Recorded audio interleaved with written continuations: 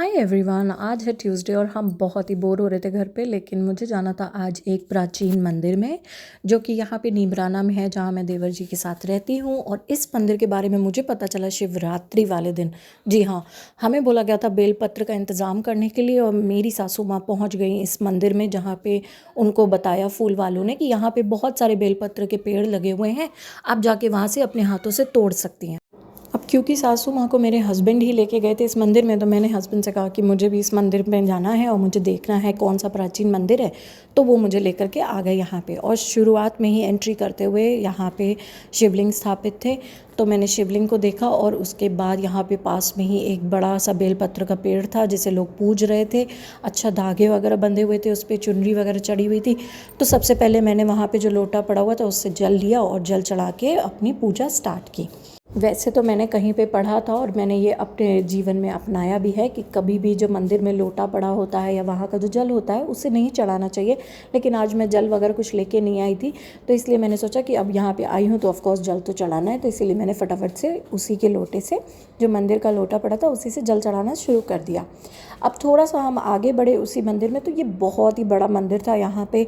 और अंदर जो हम गए तो वहाँ पे ये जो मूर्ति रखी हुई थी वो एक नागा बाबा की मूर्ति थी।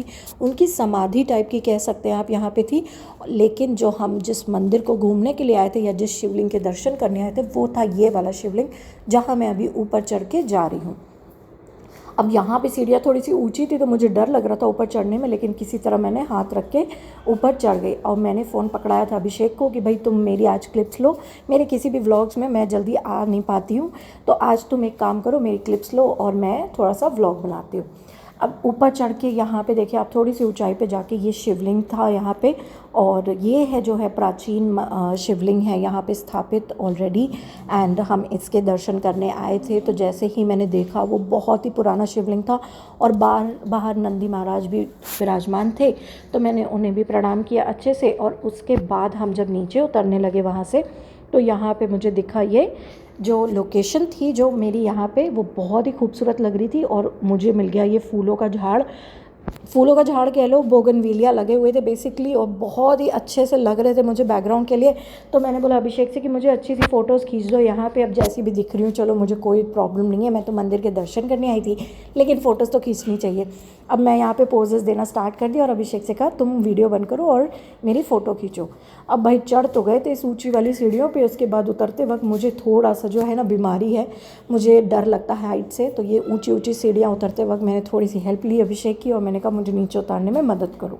अब यहाँ जो मैंने आपको मंदिर दिखाया था सामने नागा बाबा का, उसके ही लेफ़्ट साइड में जा कर के बहुत बड़ा सा, मतलब एक तरह से बहुत स्पेस था, बहुत बड़ा सा पार्क टाइप का था कह लो आप, जहाँ पे आप अंदर जाके घूम सकते हो। छोटे छोटे से मंदिर बने हुए थे नागा बाबा के, और अलग अलग नागा बाबा की समाधियाँ थी यहाँ पे।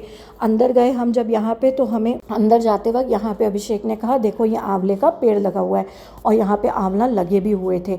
बहुत से लोग आंवले के पेड़ को पूजने के लिए भी कहते हैं, कुछ अलग अलग मान्यताएं हैं, बट मुझे एग्जैक्टली पता नहीं है क्यों पूजा जाता है। अब ये देखिए एक और नागा बाबा की समाधि थी यहाँ पे, और उनका मंदिर बना हुआ था। फिर उसके बाद अभिषेक ने कहा यहाँ आओ, ये देखो कितना बड़ा बैनियन ट्री लगा हुआ है।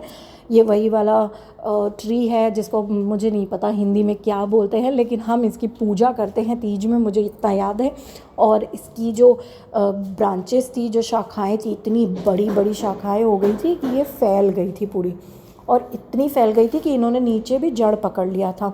आप देख सकते हो किस तरह से नीचे सारी शाखाओं ने नीचे आके जड़ पकड़ लिया है। अब हम इसे अच्छी तरह से देख ही रहे थे कि मैंने कहा यार बरगद, हाँ इसे कहते हैं बरगद का पेड़, तो बरगद के पेड़ के नीचे इस तरह से नहीं घूमना चाहिए। और मैंने अभिषेक से कहा कि चलो यहाँ से, और पता नहीं कैसा है, बहुत ही पुराना बरगद का पेड़ है, तो इसीलिए हम वहाँ से निकल आए।